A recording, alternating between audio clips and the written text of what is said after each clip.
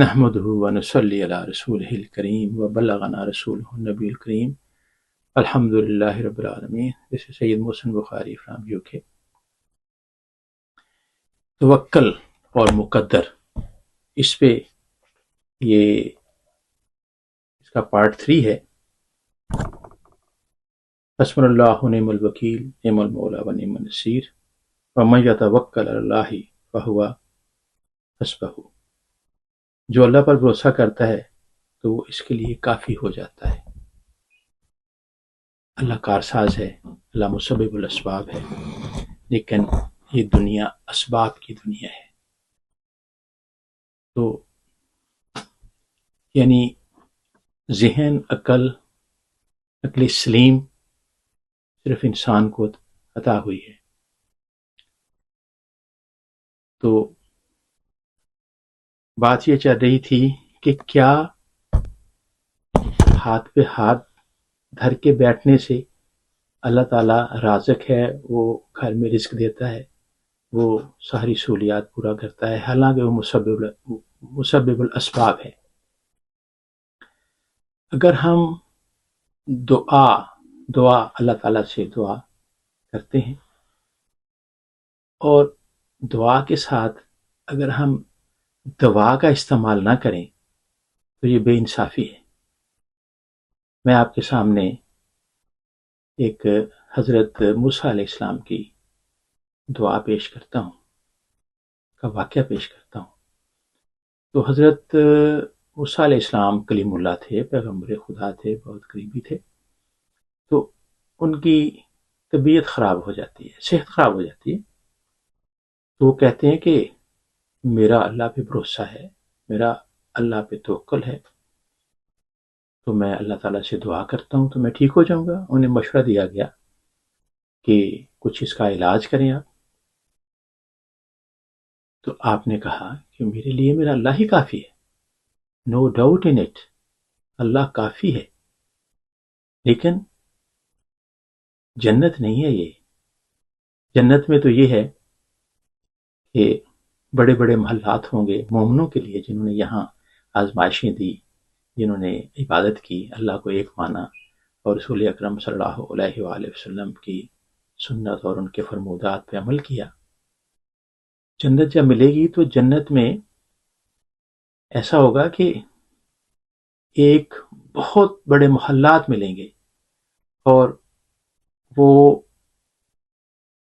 سونے کے دروازے ہوں گے اس پہ، اور سرخ یاقوت کے وہ گھر بنے ہوئے ہوں گے. گھر کیا، وہ پیلس سوچ بھی نہیں سکتے. تو اگر ایک مومن کسی دوسرے پیلس میں جائے گا یا کسی عزیز کو ملنے جائے گا تو دودھ کی نہریں یا شہد کی نہریں اس کی اپنی ہوں گی، تو وہ ایسے انگلی سے اشارہ کرے گا تو وہ ساری نہر اس کے ساتھ اس کے اگلے گھر میں چلی جائے گی. ایک حدیث مبارکہ میں آتا ہے کہ اگر انسان اللہ اکبر ایک دفعہ کہے تو اللہ تعالیٰ اس کے نام سے ایک درخت لگا دیتے ہیں. سبحان اللہ کہے یا الحمدللہ کہے، اور وہ درخت کی چھاؤں ایسی ہے کہ اس پہ گھوڑ سوار چلتا رہے، دوڑتا رہے تو وہ اس درخت کی جو اس کے درخت کا سایہ ہے وہ کم نہیں ہوگا. چونکہ وہ قادر مطلق ہے، وہ ہر کچھ کر سکتا ہے، وہ انعام دیتا ہے، لیکن اس کے لیے آزمائشیں دیتا ہے. وہ کہتا ہے میں نے آپ کو عقل دی، عقل سلیم دی، اور آپ کے لیے میں نے ہاتھ پاؤں سب کچھ دیا، تو اس کو استعمال کرو. اور اللہ نے کہا کہ ہر بیماری کے لیے میں نے شفا کا انتظام پہلے کیا ہے. اب حضرت موسیٰ علیہ السلام نے جب یہ سوچا کہ اللہ میرے لیے کافی ہے، تو اللہ نے کہا کہ اے میرے کلیم، یہ دنیا عالم اسباب ہے، تو اس میں نے بہت سی جڑی بوٹیاں ہر مرض کے لیے اتاری ہیں، ان کو استعمال کرو. جو اللہ کی سنت ہے کہ یہاں زندگی گزارنے کے لیے انسان کو خود سارا کچھ کرنا پڑتا ہے، رزق کا انتظام، کوشش. اور اپنے گھر بنانا سب کچھ کرنا پڑتا ہے. تو پھر انہوں نے فرمایا اللہ نے کہ آپ میری جو سنت ہے، میرا جو طریقہ کار ہے، میرے جو احکامات ہیں، اس کی خلاف ورزی نہ کرو. اور میں صحت میں دے سکتا ہوں اور دیتا بھی ہوں، لیکن آپ اس کا علاج بھی کرو. تو دعا بھی کرو، دوا بھی کرو. جب دونوں مل جاتے ہیں تو سب کچھ مل جاتا ہے. شاعر کا ایک شعر یاد آ گیا کہ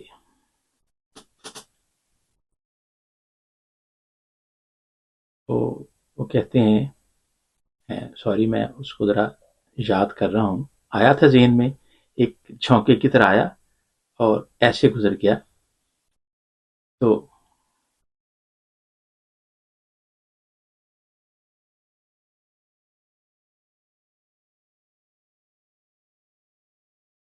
یس، سوری فار ڈیلے.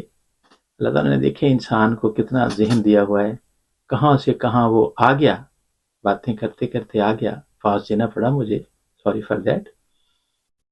تو اللہ تعالیٰ فرماتے ہیں کہ شاعر فرماتے ہیں کہ نامی کوئی بغیر مشقت نہیں ہوا. مشقت کا مطلب ہے سخت محنت. نامی کوئی بغیر مشقت نہیں ہوا، 100 بار عقیق کٹا تب نگیں ہوا. تو یہ جو نگینہ ہے، یہ جب یہ ایک پتھر تھا تو پتھر پہچانا نہیں جاتا تھا کہ اس میں بھی کوئی ہیرا بھی ہو، یاقوت بھی ہو، لیکن جب تک اس کو تراشا نہیں جاتا تو 100 بار عقیق کٹا، 100 بار عقیق کٹا تب نگیں ہوا. تو یہ دنیا عالم اسباب ہے، یہ یاد رکھیں کہ یہاں خود محنت کر کے سب کچھ کرنا پڑتا ہے. تو میں میر تقی میر کا ایک شعر یاد آ گیا کہ آفاق کی منزل سے گیا کون سلامت. یہ جو آفاق ہے، ہورائزن، ارد گرد، تو آفاق کی دنیا سے گیا کون سلامت، اسباب لٹا راہ میں یہاں ہر سفری کا. جو بھی آیا اس کا اسباب لٹا راہ میں، تو اس کو خود اس کی حفاظت کرنی پڑتی. تو عمل سے زندگی بنتی ہے، جنت بھی جہنم بھی. یہ خاکی اپنی فطرت پہ نہ نوری ہے نہ ناری ہے. تو نوجوانوں کے لیے یہ لیکچر ہے کہ محنت اور کنسسٹنسی، یہ نہیں کہ ایک دن محنت کی تو 2 دن کام بھی نہ گئے. نہیں، چونکہ کھانا ہر روز کھانا ہے اور 3 دفعہ کھانا ہے. تو ایک واقعہ سنا کے میں اپنے اس لیکچر کو ختم کرتا ہوں کہ حضرت شیخ سعدی رحمۃ اللہ علیہ بہت دانا آدمی تھے اور بہت اللہ کے پہنچے ہوئے بزرگ تھے. وہ ایک دن ایک جنگل سے گزر رہے تھے تو انہوں نے دیکھا کہ ایک ڈسیبلڈ لومڑی ہے، وہ ایک جھاڑی کے پیچھے چھپی ہوئی ہے. تو آپ چونکہ دانا تھے اور ریسرچر بھی تھے، وہ رک گئے. انہوں نے دیکھا کہ یہ ڈسیبل لومڑی ہے تو لومڑی گوشت خور ہے، تو اس کو اللہ تعالیٰ رزق کیسے دے گا، ہے تو وہ رازق، کیسے رزق دے گا اس کو. تو کچھ دیر کے بعد انہوں نے دیکھا کہ ایک شیر وہاں آیا اور اس نے ہرن کا شکار کیا اور جی بھر کے کھایا، اور پھر جو بچا اس کو اگلے دن کے لیے وہ گھسیٹ کر اس جھاڑی کے نیچے اس نے چھپا دیا جہاں پہ لومڑی بیٹھی ہوئی تھی. اب شیر کے جانے کے بعد لومڑی رینگتی آئی وہاں پہ، اس نے جی بھر کے اپنا پیٹ بھرا. شیخ سعدی رحمۃ اللہ علیہ کہتے ہیں کہ یا اللہ، واقعی تو رازق ہے. تو وہ تو ڈسیبل لومڑی تھی، میں تو تیرا بندہ ہوں، تو مجھے بھی رزق یہیں پہ عطا فرما. اور وہ بیٹھے رہے.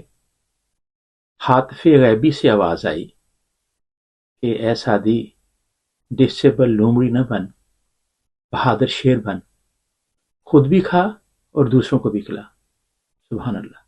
تو یہ میرا آج کا پیغام ہے نوجوانوں کے لیے کہ محنت کریں، اللہ کا یہی فرمان ہے، لیس للانسان الا ما سعی، یقیناً میں انسان کو اتنا رزق دیتا ہوں جتنی وہ محنت کرتا ہے، وما علینا الا البلاغ۔